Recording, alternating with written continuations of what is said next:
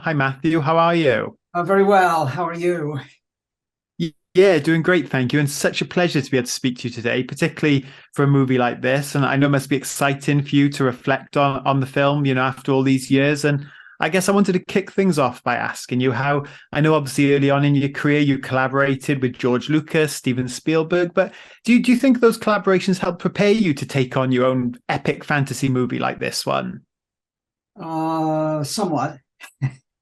I had been on movie sets of both of them, pretty big movies, which I thought might be helpful. And I suppose I actually was acquainted with some of the demands that ILM would be making, because I had seen them go through that. But in terms of the day-to-day operation of a movie of that size, I don't think there's any way you can be fully ready to handle so many. There were so many people involved, so many special effects people, and then some very challenging locations. So the answer is in part. Yeah, Okay. yeah, for sure. Completely understand it. Of course, a great thing about a re-release like this is we are getting a ton of great new bonus content on the disc. And so I'm curious for you going back and delving into obviously the making of this movie all over again. What's that experience been like for you? It was very touching to see all the interest that the movie still has. I was not aware of it. But you can't help but look at the way we labored to bring things to life in the old technology and how it would be done now. And I can't help but think that in many ways we are a little too early. It would have been. I mean, I'm very happy with the movie. It was unusual in its time, and so it broke new ground. Giving dignity to a monster, I guess, so to speak. But no, it's there's some sadness as well because Caitlin Clark, she passed away far too early, and she's such a gift. Has a lot of presence. Don't you think when you see the film? She really, Absolutely. she's really something. And I had a wonderful, interesting relationship with Sir Ralph Richardson during the shoot. He was a veteran. The interesting thing is that I was 36, 37, and he was 79, which is my age now. Oh, And he was this immensely old man. And here I am, an immensely old man, but it's just one of those peculiar things, unexpected to stumble upon that odd bit of chronology. yeah, absolutely. And you alluded to it there, but the film was ahead of its time in a lot of ways. And the technology you pioneered to create the dragon was game changing at the time. But now, as a filmmaker, as you watch today's movies and TV shows, as you say, you see what they can do with CGI. Do you think Hollywood is almost missing the practical effects you had back then, or do you look back and think, "God, I wish I had those at my disposal as easily as they are today"? I wish I had them at my disposal as easily as I have. No, it was just such a difficult thing, such a difficult thing, and I, I, I bank. You can tell from my um, background as a writer director that I bank on the story first. And I think the characters, if they're vivid enough and the story is gripping enough, and if you get people involved, the whole issue of how the effects were done is kind of a footnote to things. I mean, there are fans who are will complain about CG. They do all the time. It's a tradition. And I appreciate the handcrafted. I understand all that, except that if you're the one who has to do it and get it done by 6 p.m. and move on to the next day and all that, what you're really concentrating is this really coming to life as a story?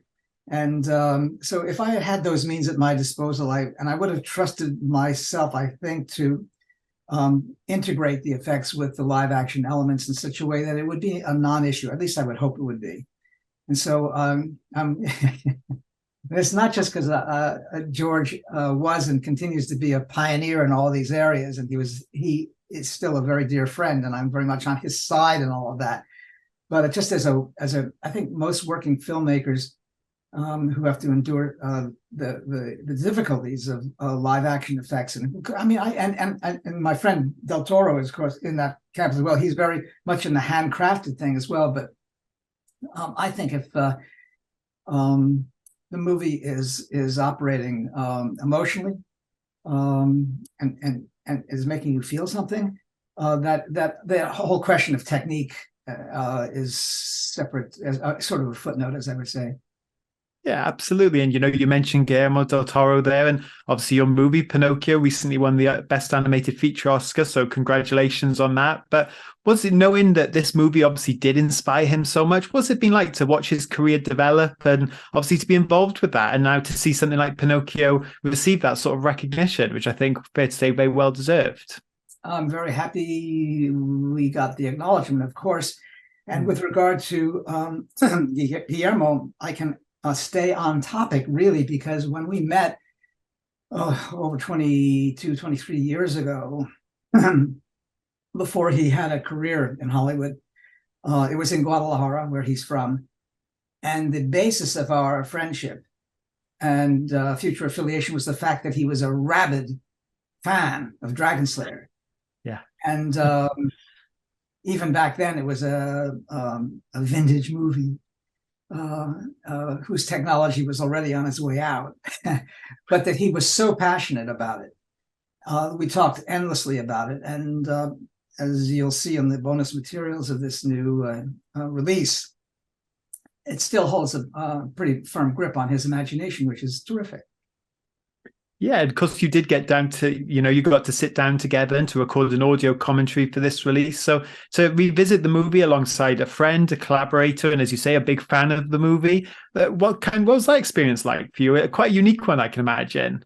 I wish we'd had a couple boxes of popcorn, because I really felt I was a boy again with a boy pal at an afternoon, like a matinee of a monster movie, a classy monster movie. But his enthusiasm is very infectious. And so it was a great treat to have him at my side. We had never done that. We talked about the movie, but we had never sat down and watched it together. So wow. There is some spontaneity there, particularly from him. the way that went, that was really fun. It was great. I hope people enjoy it. Absolutely. And of course, when a film like this comes out, we obviously get that 4K HD remaster. And that's something fans are really excited for with this re-release. So was that process one you were quite hands-on with? And either way, how do you feel about the results of seeing your film presented in this new light? I was very hands-on. Paramount reached out when they decided to produce this cleaned up version, and I was thrilled because the original DVDs that were made so many years ago and the videotapes of that era, they were really inferior. It was mass produced without any time and attention at all. And over the years, when I'd go to festivals or seminars or workshops, and they would say, "Oh, Mr. Robbins, we're going to show Dragon Slayer tonight," and I knew they would have one of those tapes or DVDs, I would never go.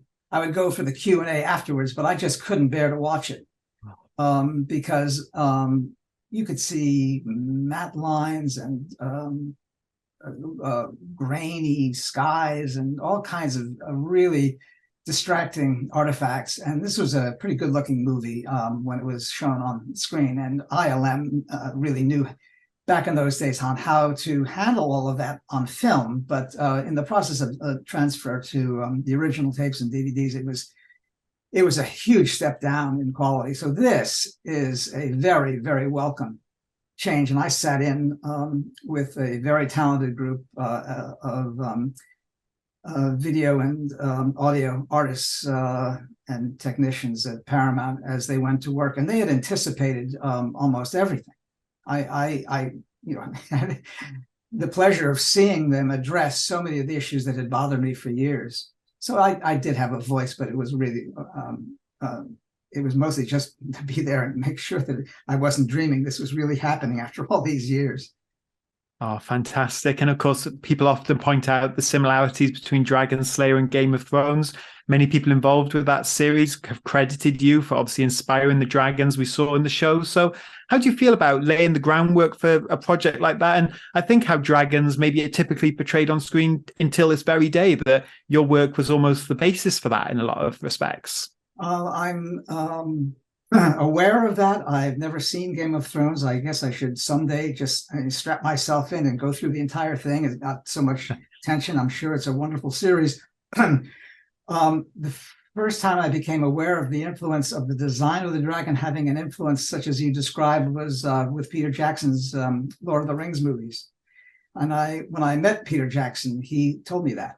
So it was, and I should also mention that I was very involved in the design of the dragon, but we had an artist on the film who, his name was David Bennett, who was the prime mover on that creation of that dragon. And we always enjoyed the fact that in profile, David and the dragon looked a lot alike. So I'm very fond he's the late David Bennett, I'm sorry to say, but it was a wonderful contribution that he made. And it's just too bad that he isn't still here to see that so many of the elements that he cobbled together for this creature were inherited by other filmmakers. Absolutely. Well, the legacy of Dragon Slayer is immense. And Matthew, it's been such a pleasure speaking to you today as a fan of the movie and as a fan of your work. So thank you so much for your time. My pleasure. Best to you too. Okay. Bye-bye. Have a great day. Thank you.